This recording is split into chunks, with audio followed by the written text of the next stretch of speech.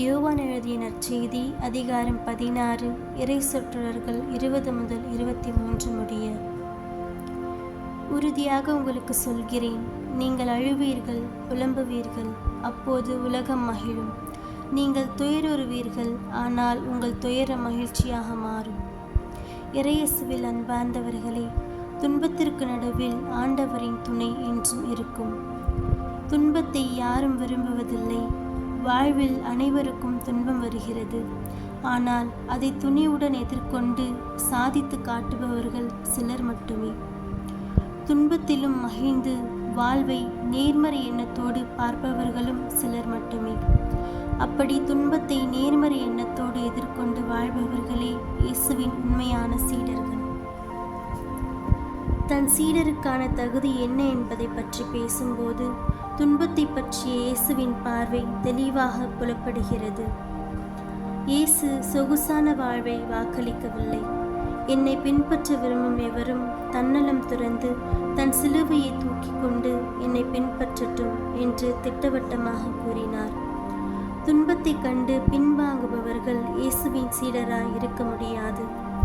இயேசுவை பின்தொடர்வதால் ஒருவர் துன்பங்களையும் துயரங்களையும் எதிர்கொண்டாலும் அந்த துன்பங்கள் எல்லாம் மகிழ்ச்சியாக மாறும் என்பதுதான் இயேசு நமக்கு உணர்த்தும் செய்தி. இயேசுவின் மீது கொண்ட அன்பின் காரணமாக அவர் பொருட்டு உலகினரின் துன்பத்தை துடைக்க தங்கள் வாழ்வை தியாகம் செய்த புனிதர்கள் கூட்டத்தில் நாமும் இணைந்து கொள்வோம். துன்பம் என்பது நம்மை நிழல் போல் தொடர்கிறது. ஆக துன்பம் என்னும் நிழலை நம்மால் தவிர்க்க முடியாது. ஆனால் இயேசுவின் சிலுவை மரத்தின் நிழலில் நாம் அடைக்கலம் புகும்போது நம்மால் துன்பத்தை தவிர்க்க முடியும். துன்பம் நம்மை விட்டு அகல இறைவன் துணை செய்வார்.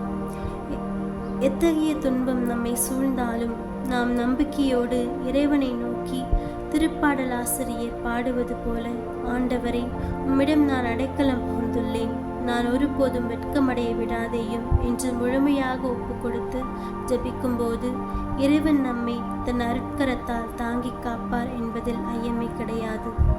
துன்பத்தில் நாம் பொறுமை காக்க வேண்டும். துன்பமின்றி வாழ்வு இல்லை, பொறுமையின்றி வெற்றி இல்லை.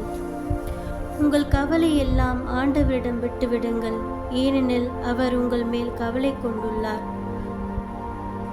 1 பேதுரு 5:7 என்பது போல் நம்முடைய கவலை துன்பத்தை ஆண்டவரிடம் ஒப்படைப்போம். அவர் நம் கவலை மற்றும் துன்பத்தை தமதாக்கிக் கொண்டு நம்மை அவர் தம் கரங்களில் தாங்கிக் கொள்வார். துன்பத்தில் தளராது இறைக்கரம் பற்றிட இறைத்துணை நாடுவோம். நிறைவான மகிழ்ச்சி அவரிடமே உள்ளது.